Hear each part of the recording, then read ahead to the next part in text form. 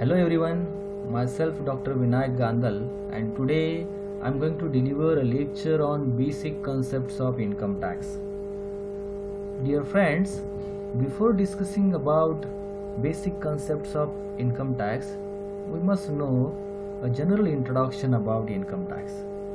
Friends, income tax is a tax on income, and according to the Constitution of India, income tax is a central subject and it is a charge and collected by central government.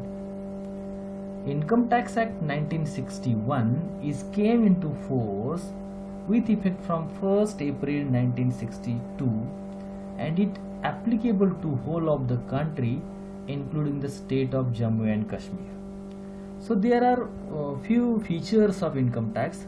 So now we are going to learn these basic features of income tax. So keep it in your mind, income tax is the tax which is charged on the income of previous year at a rate which are prescribed by the Finance Act for every relevant assessment year. The second feature is the Finance Act is passed every year by the Parliament in the form popularly known as Union Budget. Our country may release Union Budget every year in the month of February and March and make certain amendments, certain changes in the income tax rate and make some provisions toward tax calculation. And we have to follow all these amendments and changes while calculating income tax liabilities. Income tax is a tax which is levied on a person in relation to his income of previous year. Means whatever income which is earned by the assessee during the previous year is chargeable to tax as per the specific income tax rate prescribed by the Finance Act. And it is also said that taxpayer's liability means assessee is liable to pay tax when his income exceeds certain limit, and his liability is determined with reference to his residential status. Means while calculating income tax liability, we must know the residential status of that particular assessee for a specific previous year. And liability of income tax arises only when the income of assessee exceeds the limit which is given by income tax department. Now the exemption limit of income tax is rupees 2,50,000. If your income is rupees 3 lakhs, means that is more than 2,50,000, then you are going to pay tax. But if your income does not exceed that limit, then you are not going to pay tax.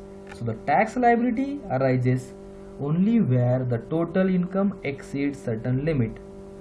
And it is also said that income tax rates are progressive and incidence of tax increases with the rise in income. And according to Income Tax Act 1961, it is compulsory to all employers to deduct the tax at source, which is popularly known as TDS. So friends, these are few features of income tax, and now we are going to learn about basic concepts of income tax. But before discussing about basic concepts of income tax, a big question may arise in front of all of us, that is, what is income tax? Even the question may arise about how to save tax, who is going to pay tax, or who is liable to pay tax, or if I am liable to pay tax, at what rate I am going to pay tax. So these are the various questions may arise in front of all of us when we talk about income tax. So for getting answers of all these questions, you must know some basic concepts of income tax. And now we are going to discuss about basic concepts of income tax. So the basic first concept of income tax is assessee. The question may arise in front of us, who is assessee? So as per the section 2 subsection 7 of Income Tax Act 1961, assessee is a person who is liable to pay tax. Means any person, if his income exceeds certain limit, that is rupees 2,50,000, then he is liable to pay tax and he is called as a assessee. So dear friends, there are 4 types of assessee.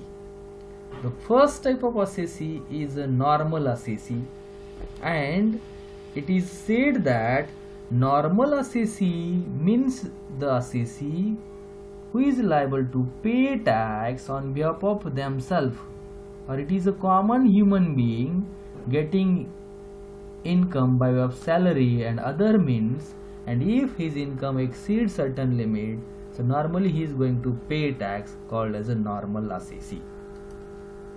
Another type of assessee is representative assessee, means the assessee who is liable to pay tax on behalf of someone else as a legal representative. For example, I am the normal assessee, but if I am going to pay tax of other persons by legal means, then I am also called as a representative assessee. Got it? Third type of assessee is called as a deemed assessee. So deemed assessee is the assessee who is liable to pay tax on behalf of someone else as mandated by legal authorities. So according to the legal authorities, if I am going to pay tax on behalf of other persons, so I am also called as a deemed assessee. And last, fourth type of assessee is called as a assessee in default. It means the assessee who failed to pay the taxes on time. So Income Tax Department prescribed the time limit for filing income tax return in each assessment year. If any assessee failed to pay the tax on time, or even to if assessee failed to file income tax return in a proper time, then this assessee or this person is also called as a assessee in default. So you must keep it in your mind, these 4 types of assessee, and that is must for us from income tax point of view. Another basic concept of income tax, that is called as a assessment. So as per section 147 of Income Tax Act 1961, assessment is the examination of income tax return. So whatever income tax return is there, the Income Tax Department may make a proper examination of these income tax returns which has been filled by the assessee. So assessment means the process of examination of income tax return. In short, assessment is related with income tax return. Friends, there are many types of income tax assessments. So now we are going to learn about various types of income tax assessment. So first type of assessment is popularly known as self-assessment.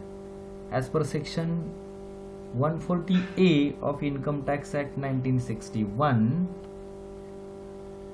self-assessment means the assessment which is made by assessee himself before 31st July every year.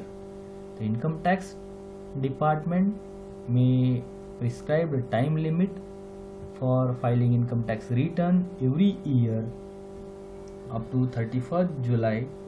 Sometimes in some cases it may extend by 1 month or 2 months also. So keep it in your mind, self-assessment means the assessment which is made by assessee himself. Another type of assessment is called as a summary assessment.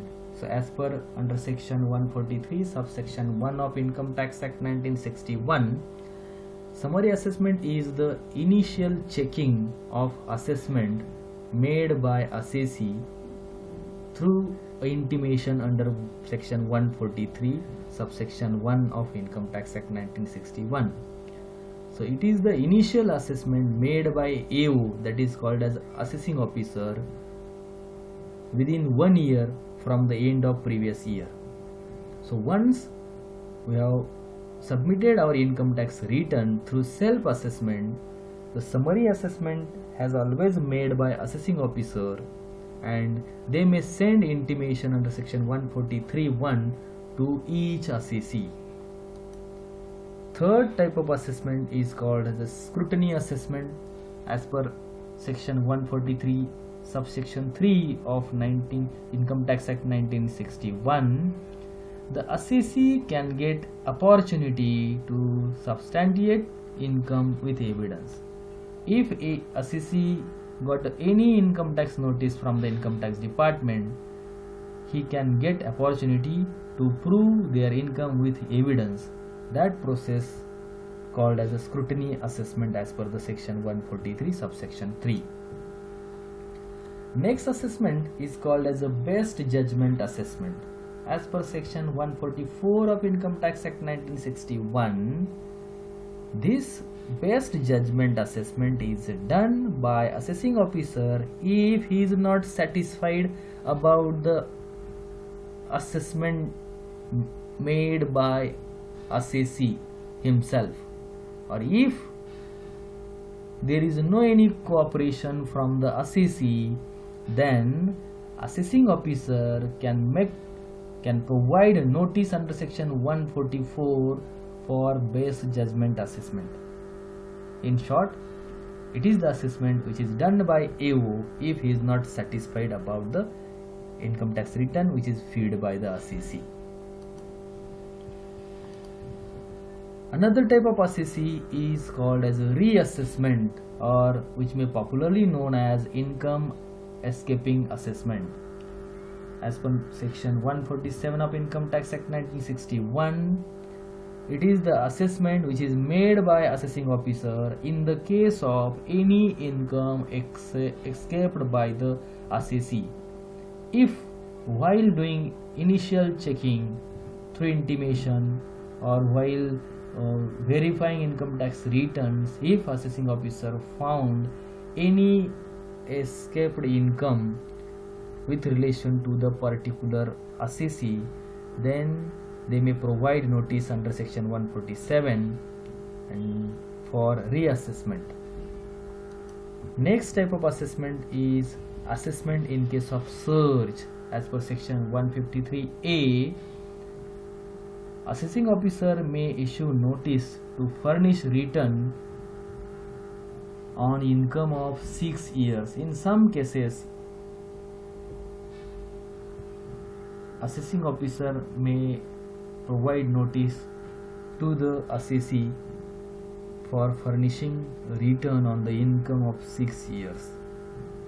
So these are the various types of income tax assessments, and that is must for us to study while studying income tax.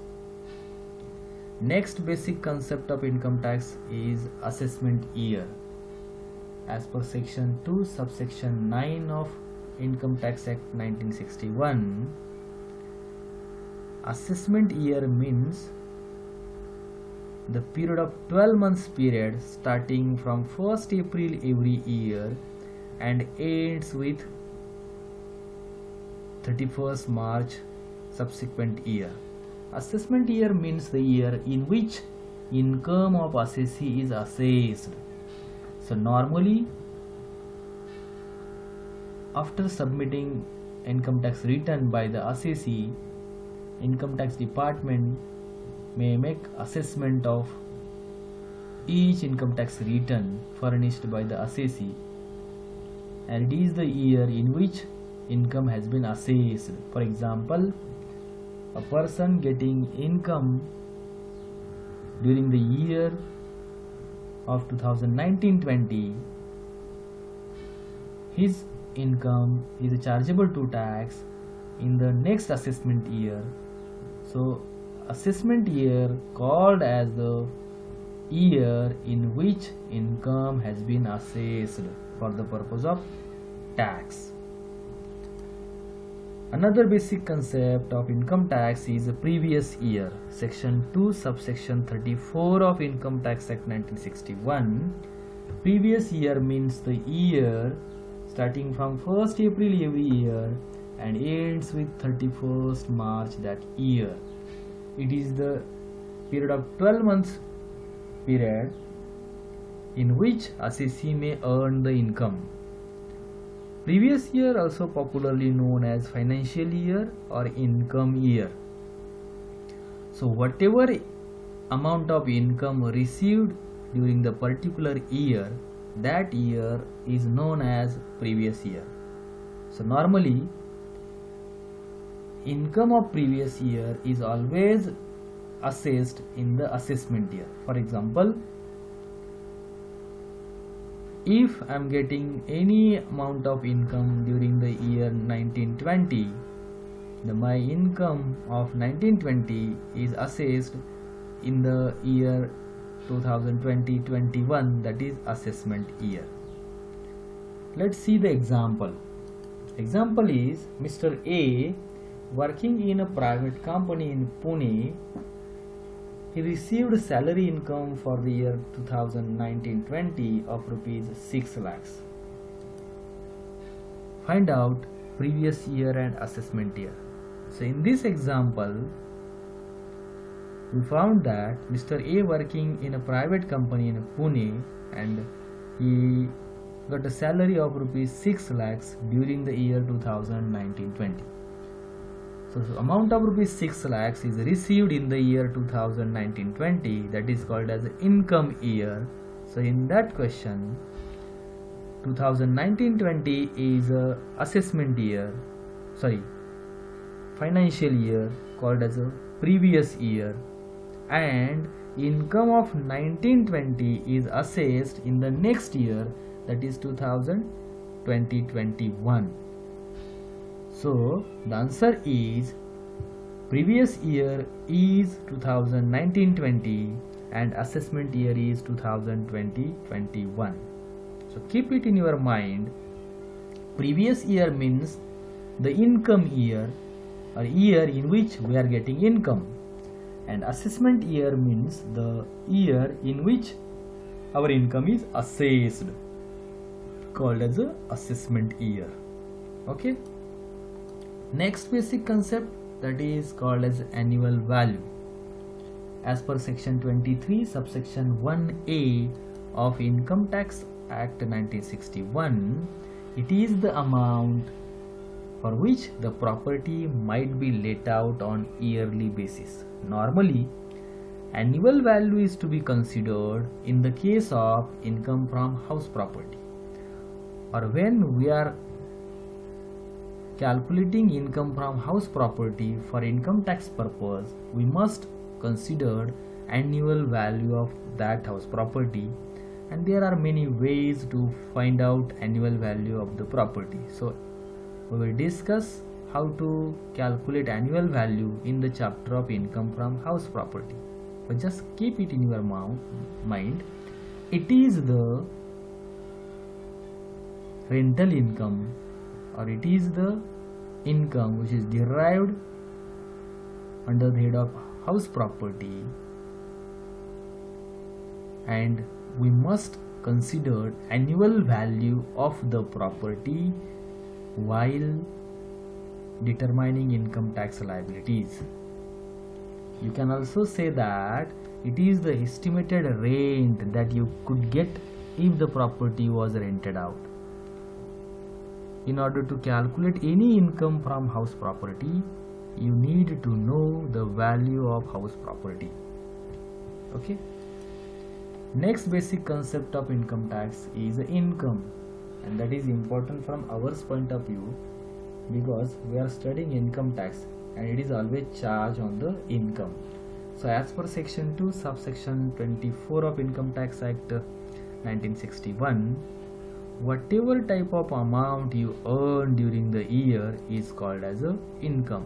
Whatever type of amount if you are getting, and if your amount or income is exceeds certain limit, then you are going to pay tax. There are three types of income. First is earned income. Earned income means whatever income earned by the assessee by way of salary, by way of bonus, by way of income from part-time job, dividend from stocks and other income is called as earned income and is always chargeable to tax. Second type of income is called as a portfolio income. So income which is derived from the investment called as a portfolio income and is also always chargeable to tax. Third type of income is called as a passive income. So means the income which is derived from the real estate, or in that case assessee need not to take more efforts for getting such type of incomes. Next basic term of income tax is capital asset. As per section 2 subsection 14 of Income Tax Act 1961, capital asset is related with income from capital gain. And capital asset means the asset which is movable or immovable held by the assessee. Any kind of asset held by assessee called as a capital asset. And friends, there are two types of capital assets, so we must know these types of assets. First is short-term capital asset and second is long-term capital asset. Short-term capital asset means the asset which is held by the assessee for a period less than 36 months, and in the case of any short-term capital gain arise or derived from the sale of short-term capital asset is chargeable to tax at a flat rate of 15%. And second type of capital asset is a long-term capital asset, which means the capital asset which is held by the assessee for a period of more than 36 months. And in the case of any long-term capital gain which is derived from the sale of long-term capital asset is chargeable to tax at a flat rate of 20%. So dear friends, keep it in your mind, there are two types of capital asset, that is short-term and long-term capital asset, and whatever short-term or long-term capital gain arises during the transfer or sale of these short-term and long-term capital asset is chargeable to tax at a flat rate of 15% and 20% respectively. Got it? Next basic term of income tax is person. So as per section 2 subsection 31 of Income Tax Act 1961, person means a individual. Individual means a common human being who is earning money, getting income, and if his income exceeds certain limit, then he is going to pay tax. So as per the section 231, individual also comes under the category of person and is going to pay tax if his income exceeds certain limit. Person also consists of HUF, called as a Hindu undivided family. So in the case of Hindu undivided family, the karta of that family is liable to pay tax if the family's income exceeds certain limit. So HUF also comes under the category of person and is liable to pay tax if their income exceeds certain limit. Person also consists of company. A company may be either it may be foreign company or domestic company. So both the type of companies also come under the category of person and liable to pay tax if their income exceeds certain limit. Person also consists of firm. Firm means any partnership firm which is registered under Partnership Act and is going to pay tax under the category of person if their incomes exceed certain limit, that is rupees 2,50,000. AOP and BOI means association of person or body of individuals. If one or more persons or body of individuals comes together and form any association or body for social purpose or business purpose or any other purpose, and if they are getting money, if they are earning income during the year, and if their income exceeds the limit as prescribed by Income Tax Act, then they are liable to pay tax and come under the category of person. Person also consists of a local authority, means any local authority like municipal corporation, gram panchayat, or any local body which is worked at local level as per the guidelines of government, and if they are getting any revenue income, they are also come under the category of person as per section 2 subsection 31 of Income Tax Act 1961. Person also consists of every artificial judicial person, means the person which is artificially created by other persons, like there are many temples, there are many associations, there are many charitable trusts getting subscriptions and donations from the public, and all those are registered also. So in that case, if any artificial judicial person which is created artificially by the person, and if they are getting income, then they are liable to pay tax and also comes under the category of person as per section 231 to subsection 31 of Income Tax Act 1961. So dear friends, these are the few basic concepts of income tax that are must for us from the income tax point of view. If you are having any questions in relation to these, you may ask or you may make comment in relation to that. Thank you.